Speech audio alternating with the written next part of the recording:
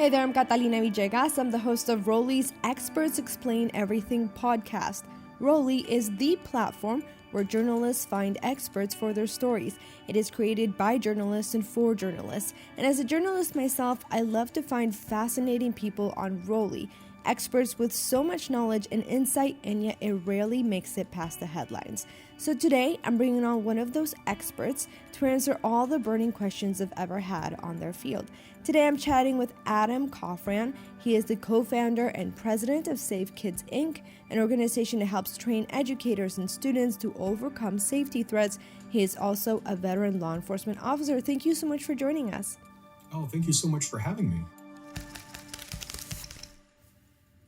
All right, Adam. So this is obviously a really painful topic, but when we think about school safety, I imagine there must be a lot of variation from school to school. But is there generally a grade you would give as to where we are in terms of school safety in the U.S.? You know, I always say I wish I was an expert in something else, right? Like this shouldn't be a problem and this shouldn't be an issue that we're having to address. But violence in America's schools and school shootings and everything that we see and that we hear and the tragedies that affect everybody are seemingly endless, unfortunately. And so we have really done, I think, as a country, a better job than we have. And when I say that, we think of Columbine as kind of that watermark event where we think about school shootings and kind of the era of school shootings. So Columbine really started that back in 1999. And so as I look today at kind of the grade where we are, if I was to grade us in general, I would give probably about a B minus, maybe a C plus, B minus range. I think we've come a long way. I think there's a lot of places that are doing a lot of really good work and have some fantastic programs. But there's a long way still to go. And that's everything from legislation on how to address and deal with some of these issues. How do we talk to kids about these issues? How we're training teachers, and not just active shooters, but school violence in general. So I believe we made a lot of headway, but we still have a long way to go. Now, you just mentioned that there are some places that are doing pretty remarkable work in this regard. Is there any particular county or school district that you've worked with that you think they're doing really good work? And if so, what is it that they're doing that the rest of us aren't? Well, I'll start maybe with kind of some regions. And I would say, Texas has been one of the kind of the early front runners in really, I guess, maybe common sense legislation. Insofar as they're legislating things like age-appropriate training, right? Trauma-informed, all the types of things that, we should be looking at as it regards to talking to our kids about dangerous type things. And whether it's, active shooters or other school type violence, for so long, so many places or agencies or districts, safety's kind of been left up to them or, former law enforcement, training kids and teachers the way that we were all trained in law enforcement or in the military. That's scary stuff. It's very frightening videos or 911 tapes. And we've seen a whole body of research essentially saying that, maybe we're doing some more harm than good here. But, Texas, I know New Jersey and a few other states for regions have really jumped out and started to legislate, no, we're not doing that anymore. We need to have age appropriateness. We need to be trauma informed. We need to go about a different way. And to narrow it down a little bit more, we've done a lot of work throughout Southern California. So Southern California districts and as well as Northern California districts are really starting to make some internal changes, absent of any legislation about doing things in an age-appropriate way, and about taking these types of things seriously, and about kind of going above and beyond traditional ways in which to secure their school campus. To be honest, I'd never really thought about that, right? In terms of school safety, making sure that the content and the training that is being produced and given to the children is age appropriate. Can you tell us a little bit more about the challenge of making sure that we're getting that important message across about how kids can defend themselves, but do it in a way that doesn't have long-lasting implications or doesn't cause them trauma?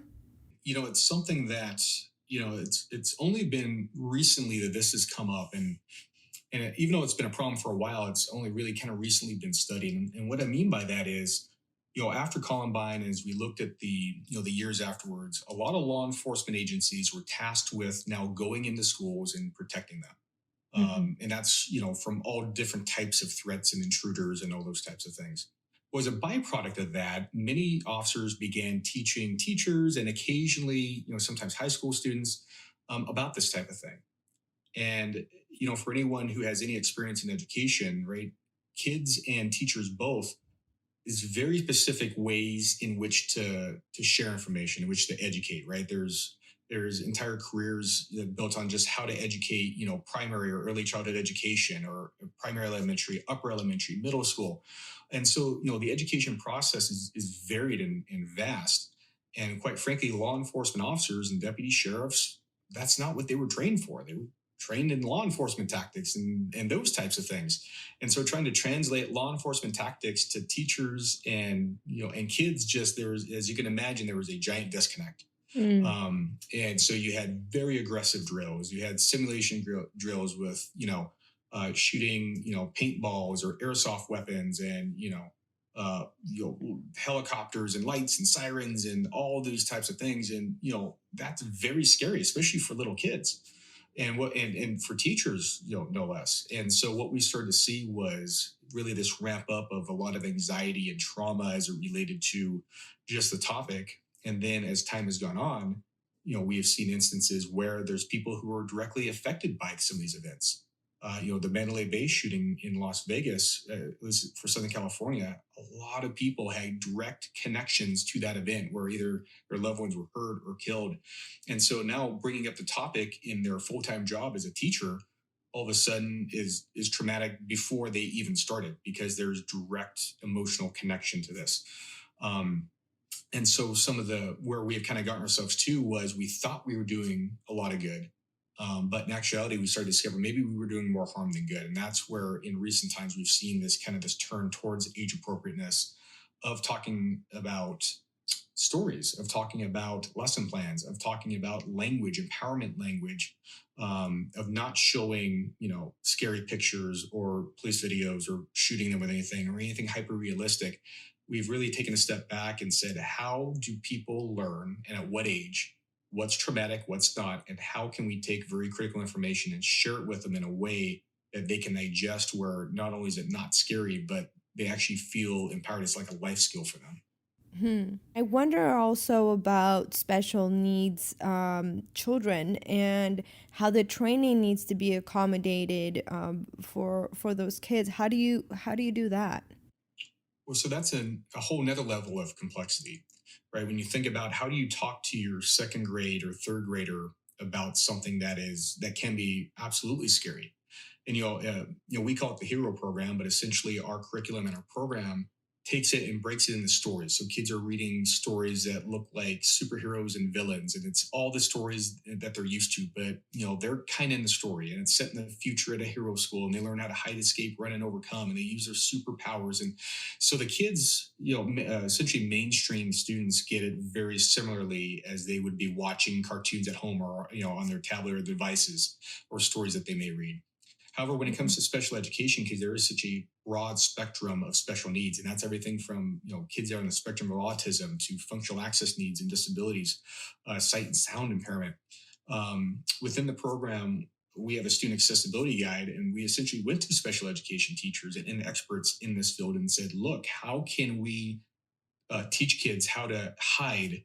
That might be challenged, right? That might be challenged because they are afraid of the dark. It is incredibly scary. We're interrupting a normal daily routine for them with maybe a fire alarm or a loud noise. And so depending on the disability or the impairment, that we've had to make modifications or suggested ways in which the program can still be taught, because what we didn't want was to have a group of kids that were safer than another group. Right? We didn't want kids that went through Right. drills and got the lessons and they were prepared, but because a classroom or an area of the school that had special needs or special education children, they were excluded from that. And that was the last thing we wanted. So really having equity and access for all the students. And again, there's levels in which that's not possible, but for by and large, the majority of special education or special needs kids can use the program and do understand and learn, and in a way really makes them feel safer as well. Adam, I'm one of those people that freezes when I get scared. My body just like actually stops.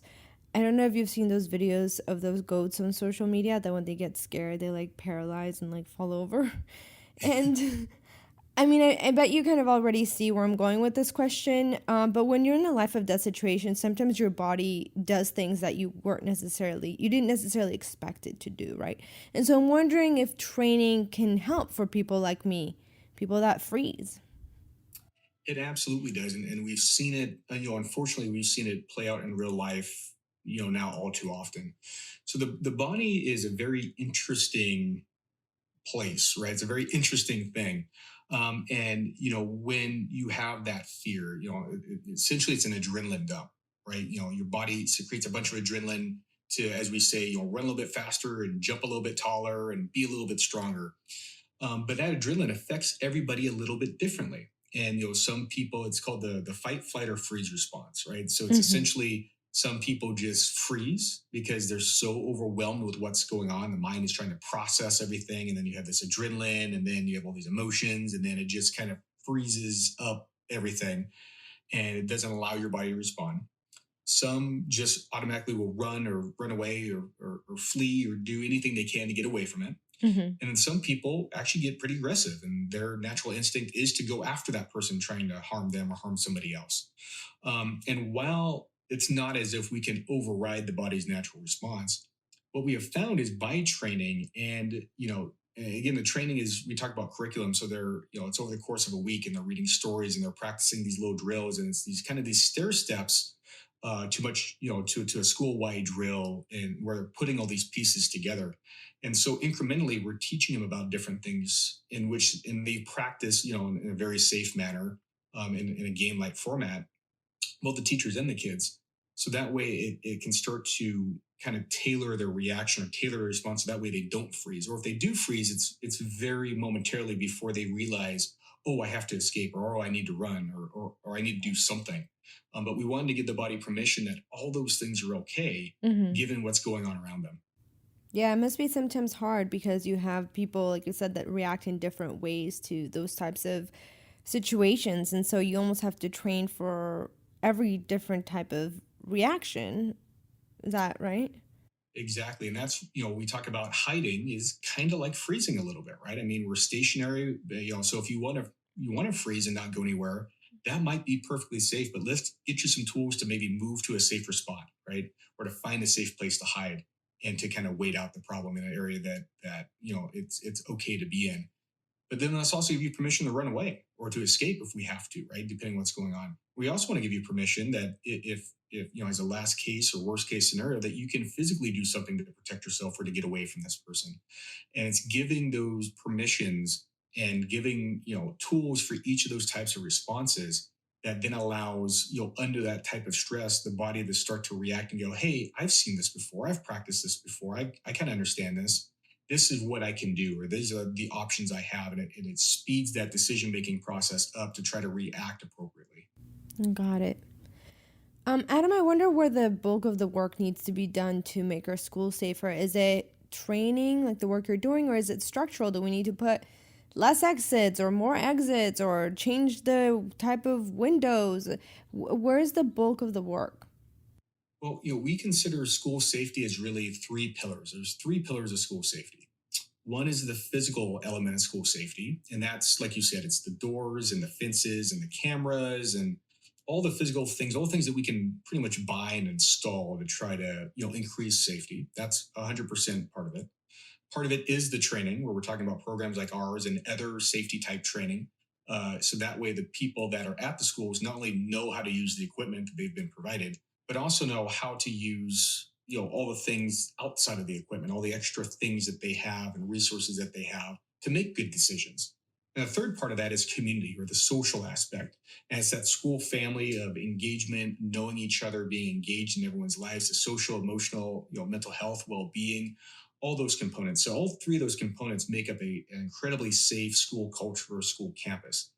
And each area or each school can have varying needs. Some might have all the money in the world to buy training programs and equipment and, whatever the case may be. but they're forgetting the family element, the people element of that school, and the camaraderie and the community and the tight knitness of that school, what it should be. Whereas some schools are incredibly tight knit, that they know each other and they feel like family and everyone knows everybody, and they have some really good training, but they just don't have the money for any of the equipment. So every place tends to be a little bit different. By and large, what we've seen is really the training tends to be the lacking component. Enough schools tend to have some of the the cameras and the door locks and the fencing and all that type of stuff. Most of them do have really pretty good school communities and a sense of family, but many of them have all this, but they don't know what they're looking for. We hear so Mm. often, see something, say something, right? I mean, that's been kind of the tagline since the September 11th attacks. Unfortunately, most people don't know what they're looking for and don't know who to say it to. And what's the biggest challenge that's keeping schools from accessing that training? Is it funds or is there some other factor? Some of it is funding, absolutely. Funding in education, I think, has always been a challenge and will continue to be a challenge. Some is, I mentioned earlier, legislation. Some folks, they're not legislated or required to do something. They simply really just don't want to do it. They want to put their resources or time into something else that they may want to do, as opposed to safety-based training programs. Some is access to these types of programs. Some don't even know that they exist necessarily. So there's kind of a wide kind of spectrum of things that can kind of prohibit some of these things from getting into schools. By and large, some of the best schools we see is progressive, forward-thinking principals and school administrators that take the time to understand that the safety component is just as important, if not more so, than all the other components of school safety, right?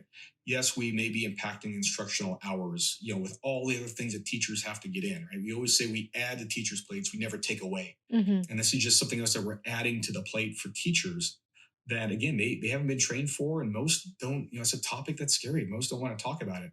But understanding that we can do things that make us feel safe, we can do things to be safer, we can take this in a way that is not scary, not harmful. We have seen some of the increased adoption to try to now mitigate that lack of knowledge or that lack of training, so that way schools stand on the solid three pillars. I wonder, when we're talking about training, what is the recommended number of trainings a year? Does it depend on the age of the child, as we spoke beforehand? Is once a year what we should be doing, or does this need to be like a monthly thing? So it's kind of varied, and I'll explain what I mean by that. Most states have a very basic requirement that they need 1 hour of safety based something outside of fire drills. And so some schools run a 1 hour, lockdown active shooter drill, and that's good for the year. And they're going to, they check the box and they keep on going with everything else. What we've discovered, though, however, is it's a perishable skill, right? This is something that needs to be reinforced, not necessarily every month, but throughout the year, and especially the age range changes pretty dramatically. So in our preschool programs, we recommend going through stories and lessons and some of the games every quarter, every 3 to 4 months, because Mm. their retention at that age is a lot less than, say, a second or third grader. Once we move into elementary schools and middle school and high schools, the average program, they'll run the program towards the beginning of the school year, so within the first month or two of beginning school, and then they practice a drill before they go on winter break, and then we recommend practicing another drill again to reinforce the concepts as a bit of a refresher right around spring break. So it's they've been back for a little bit, you have a little bit of time. So again, we're having some touch points throughout the school year. It's not, it's maybe a 5 or 6 minute drill with another 5 or 6 minute, review conversation just to refresh them from what they learned, originally at the beginning of the year. But these touch points every year, fire drills happen every month. And I think all of us are pretty well trained at this point, if we've Mm-hmm. been to school, what to do during a fire drill. But, this type of thing is a little different. So we do recommend some touch points throughout the year. I wonder if social media has helped with school safety because sometimes perpetrators they post warnings of their intentions, and obviously you mentioned the importance of community, and in some ways social media can help community, help improve the bonds between students and teachers and parents. Or has social media been more harmful when it comes to school safety? I think it's a bit of a double-edged sword. On one hand, like you said, it has given law enforcement and school administrators the ability to pick up on threats early, and so it's actually part of the threat assessment protocols and procedures is how did the threat come in? Was it made on social media? Was it made in a text message? Was it made in the classroom with an essay? And so how that threat or that concerning information was received, social media has absolutely played a huge part in that in trying to prevent these things from happening. Right? I mean, if we can prevent them from happening, that's the best possible solution that we have. However, on the flip side, it has made the information much more readily accessible to folks and to kids that may want to do some harm. They do have the ability to research and look at the after action reports of some of these previous events, to watch the news media, to Mm. read some of these essays and manifestos. So it has absolutely given more information, or has given them access to more information. But at the same time, it also has allowed folks to hopefully get these kids that are going into crisis help before something bad happens. Yeah, complicated, as you said, double edged sword in a lot of ways. There's a lot of debate right now about whether schools should have police officers on campus, whether teachers should be armed, and there are a lot of those options can obviously have negative consequences in many different ways. But I'm wondering, strictly from a school safety standpoint, from the work you do, what is your take on some of these kind of novel ideas that some people have introduced? There's the other one of like bulletproof backpacks for every kid. Just wondering, what do you think of these ideas? Or is there one that sticks out to you that you think, hey, maybe this might have some legs? When there's a problem, our culture is we have to run to the solution, right? And that's to large part that it's people that want to get involved. They want to do something. They see this need and they want to try to do something to help stop it or fill the need. But when we start to kind of peel some of these onion layers back a little bit, we have to look at, okay, what makes a lot of sense? What do we know that works, and what are some of the things that, while they might feel good or sound good, they might not really work as intended? And so, I always say that we are in 1958 as school safety. And the reason that that's kind of an interesting year is that was the last year that a student was killed by fire in a school. Essentially, a school fire killed over 90 children in Chicago that year at a private Catholic school. And that was the last year that, that was essentially a mass casualty incident caused by a school fire. And I say, teachers today are kind of in that lurch, because at that time, you're installing fire hoses in the hallways. We're running fire drills every month. We're installing, exit signs with lights in them. We're practicing all this stuff. And so as a teacher, you have to be thinking, look, I signed up to teach. I didn't sign up to be a firefighter. Like, I'm not going to take a fire hose and run down the hallway and put a fire out. Right. I mean, there was this angst and, of how do we, this is horrible, but how do we stop it? Right. And as we've seen, now in the decades since then, we've kind of figured it out. We figured it out with a bunch of different things, right? We did a bunch of different things. There wasn't just one solution. And this is very much a very similar thing. And we talk about arming teachers. Well, teachers didn't really sign up to be police officers. They signed up to be teachers. Mm-hmm. And so now we're placing police officer type responsibilities, on them with gun ownership and making the same type decisions that police officers might have to make in the use of lethal force. Then you throw on, well, let's throw some some police officers on campuses. Same conversation. Well, maybe we should have a firefighter on every campus in case the school catches on fire. And so that argument has been made. And so, like you said, there's been a lot in some of these more novel ideas. Really at the end of the day, every community is going to be a little bit different, but the idea is we need to be doing multiple things to help keep our kids safe. So in some communities, a school resource officer, based upon the community sentiment, what's going on, there could be a number of factors where maybe that's not a great idea, right? There might be some reasons why that maybe shouldn't really happen. It might have a detriment to learning environment as opposed to a positive one. So if that's not the case, what else should we be looking at? Well, we should be looking at maybe some software technologies for visitor management, securing that campus. So that way we know who's coming in and going out. Having, our type of training to where, if something does happen, until the police show up, when we call them for a critical incident, that we have some strategies and we have some tools that we can use to stay safe. Whereas others, absolutely, police officers are welcome on campus. In fact, the more the merrier. They absolutely have a place in that school safety culture, in addition to any number of other things. So I guess there's really not one surefire way to make everyone safer. Each kind of area, each district, each school looks at what is our community, what problems have we had, what problems are we going to forecast, and what can we do based on what we have currently, what can we add or take away to make this school as safe as possible. And I'll tell you, those types of decisions are being made every day, and those are the ones that really affect change. Whereas if you look at things like bulletproof backpacks, or we've seen bulletproof like little rooms that they build in, they can work, but necessarily the return on the investment on what's being made can sometimes be very negligible. Bulletproof backpacks, why they may feel safe, they're heavy. The kids would have to have it in the right place at the right time. It's assuming that someone has a firearm. It's not a club or a knife or any other weapon.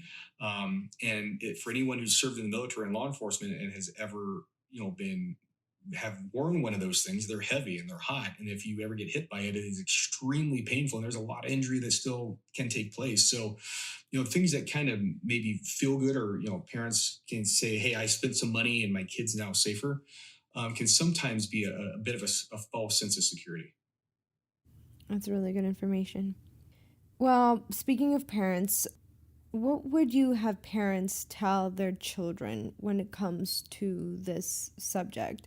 I feel like it's so complicated to talk about with your kids. But is there any nugget of information that you would like to pass on to parents or younger audiences that may be listening, as to school safety, and whether there is a light at the end of this dark tunnel for us? Well, first and foremost, there is a light at the tunnel. There's organizations and folks every day out there fighting to make schools safer, in a variety of ways. So it is definitely a hot button topic, within the safety community, and within the law enforcement community. It is absolutely a top priority. And like I said, we are definitely making strides every day to make our schools safer, especially looking back over the last 20, 25 years. As it relates to talking to kids, it is extremely difficult. And it's really depending upon the age level, right? How old are the kids? What's their understanding? What's their level of amplitude to what's going on? And I'll tell you, kids are much more aware at a much younger age than ever before. Going to school, I think I maybe occasionally caught a glimmer of like the 4 or 5 o'clock news, on television, and that was about it. But we didn't have iPads and tablets and phones and the hundreds of ways in which we receive information. And regardless of how much we try to shelter our kids, these kids tend to always find out something's up, something's wrong, something's off. And at those younger ages, one of the easiest ways is to ask them, like, how do you feel? I say, do you feel safe at school, or where do you feel safest, at home or at school? Tell me a story about the ways that of how you feel safe, or ways that you feel safe. Really letting kids kind of share some of their thoughts and telling stories or drawings can, number one, kind of see the amplitude. Where are they, right? What's kind of some of their level of understanding? And number two, what are the ways that we can talk about it? And it's always reassuring that they are safe, reassuring that you as a parent will be there, and those trusted adults will keep them safe. And trusted adults are folks like their teachers, right, and family members, sometimes neighbors, right? It's the folks in that kids, in that family circle that's there to help protect them. And it's the reassuring at those younger ages that they are safe, that there's plenty of people to help keep them safe. But there's also ways that they can stay safe too. And, within the program, we use a Venn diagram to open it that says people who hurt and people who help. And letting kids discuss, there's a bunch of really helpful people in life, but sometimes there's some hurtful people in life too. And these are the ways that we can stay safe, against hurtful people. That conversation obviously changes as they get older, especially middle school and high school. These are kids that, I had a high schooler tell me not that long ago. She goes, look, we are the generation of active shooters. She goes, I go to school the same way you used to go to work as a police officer. wondering if I was going to come home at the end of the night.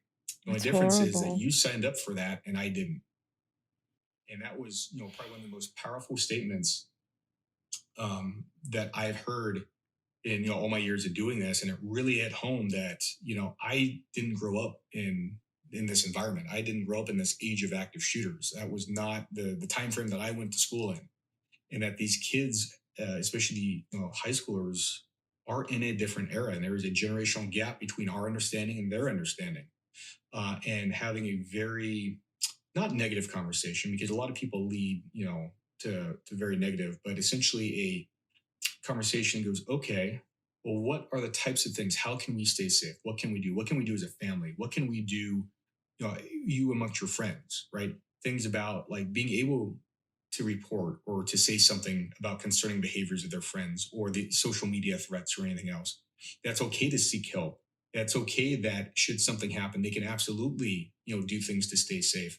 And so it's, the little bit older they get, it's the same type of reinsurance, that we might have with some of our younger kids, but in a very different manner because they are much more aware of the world. And essentially giving them strategy and permission to do things and to share with them some of these things tends to help in those older kids. Wow. Adam, thank you so much for your insight and for your time and for the work that you're doing to try to bring an end to this pretty sad situation and problem that we have today. Well, like I said, thank you so much for having me. Thank you so much for, spending the few minutes with me and letting me, just kind of talk and share. As you can see, I could talk for days about about this topic, but, if nothing else, for have people to understand that number one, there is people out there doing this work as hard as it may be to help prevent these types of things. And number two, there are plenty of resources out there to try to help not only mitigate these types of issues, but also solve some of these problems and get, kids and people back on track from crisis. And that way, we can feel safe and we can be safe regardless where we are. That's right. And speaking of resources, you can learn a lot more about school safety and about Adam by visiting www.safekidsinc.com. And you can also find hundreds of other exceptional experts just like Adam by visiting www.rolliapp.com. I'm Catalina Villegas, and you can always connect with me on social media at Catalina Official, that's OFFCL, on Twitter, IG, or Facebook. Thanks again.